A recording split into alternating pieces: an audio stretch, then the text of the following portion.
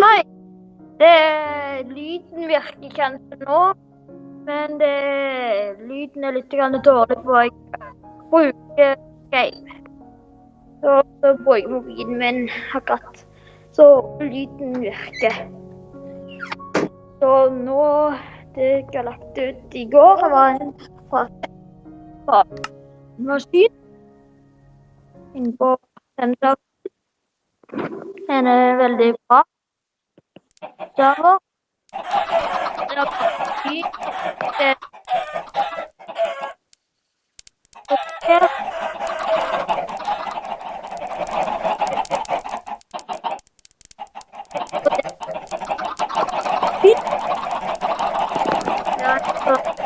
melkemaskin.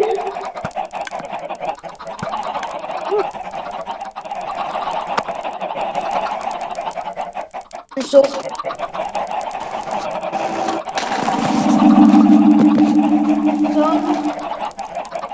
da ser jeg om dere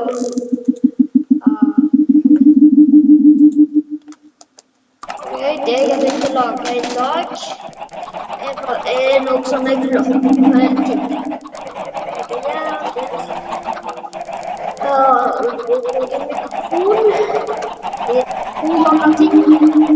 Det er en lyd.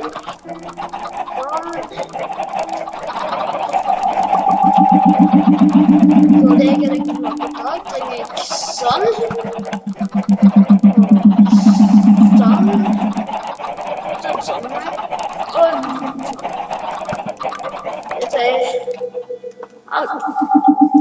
Sånn, bak der, sånn en der, sånn en der, og det med den maskinen der, det at den kan være helt så lang. Den kan være så mye meter som bare du vil.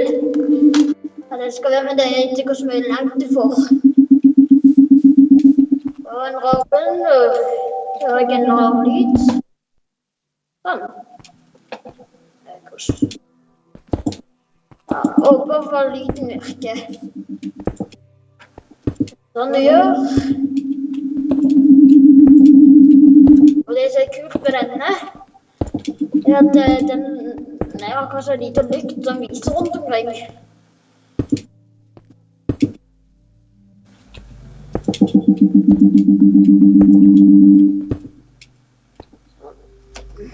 Det er nå gjør, så plasserer disse rundt omkring. Den rare lyden har han ikke hva er. Så må denne virke. Og hvis lyden blir ødelagt. Jeg har sagt en sånn stav til mikrofoner. Det ville lyden vært bedre. Jeg må lande med to føttene mine.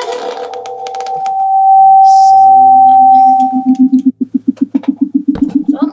Og det som er nå, at den, ja, det er den skal gjøre noe. Jeg skal slette sånn. Det er mitt eget venter. Sånn en. Sånn. Det ser kult. En liten slange. Det er redstone-teknologien min akkurat i dag. Og hvorfor lyden blir perfekt. Og det at med den der, at den kan se litt finere ut.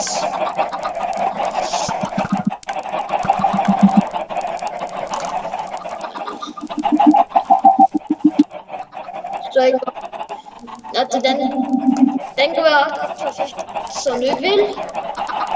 Det kan være lengre enn det, det kan være mindre hvis du vil, det kan være så større.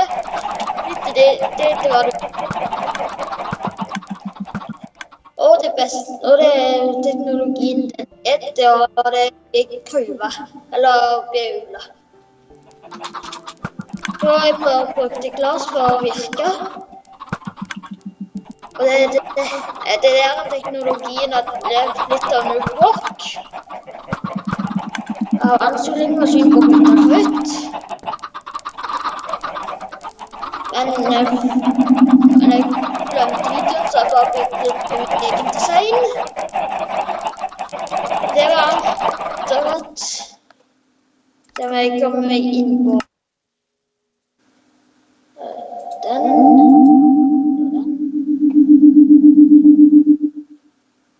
Noen ganger når jeg går inn på andre servere, så blir det helt lagt. Dette er en kyllingmaskin. Jeg lager ikke en kyllingmaskin, men en sleifarm. Den er sikkert helt feil. Det er litt rett som teknologi som jeg har prøvd i dag. Det jeg har tenkt å vise dere er at villitsarene ønsker best. Og de som jeg har det med villitsare. Jeg har minetrakt. Ja. Den villitsaren jeg har lagt et svært tårn. Det er tårnet. Det er en bra villitsar, og jeg ikke vil at en monster skal drepe. For det kan han reparere. Og så kan han det havslykke. Ja, villitsar, de hvite er best. Og det kan være hva som helst av bøker. Hvis du får to som er like, og det går an å gjøre det om til fra zombier. Nå må det være villitsar-zombier.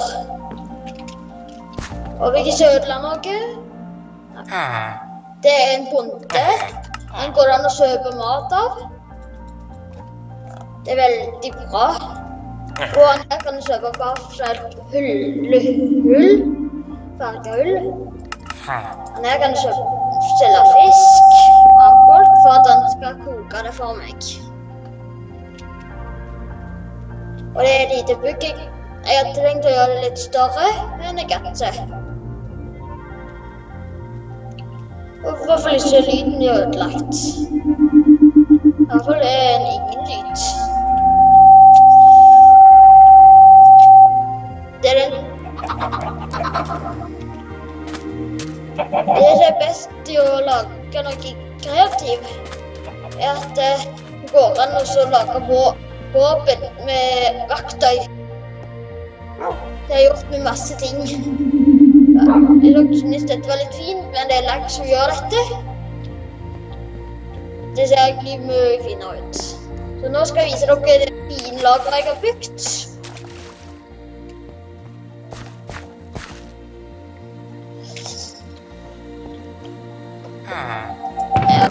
Ok, det er mye byggeakser, det går an å kjøpe det.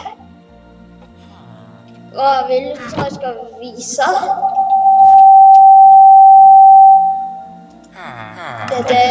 Den går an å kjøpe effektivt mye ting av de. Og det med trollmenn er at vi kan kjøpe for 11 ambolt med smaragd for leveler for flasker. Men det blir utbrukt. Denne mener jeg har laget den i survival. Jeg har penger.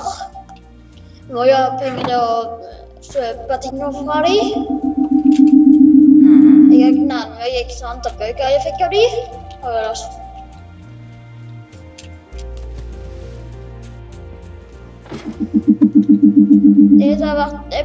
Jeg fant nettopp ut av en plan. Jeg kunne bare installert lydscape på når det virket, og lyden bare virket på det. Og inn på dataen. Så jeg fant ut, jeg kunne jo lage en Skype. Så den heter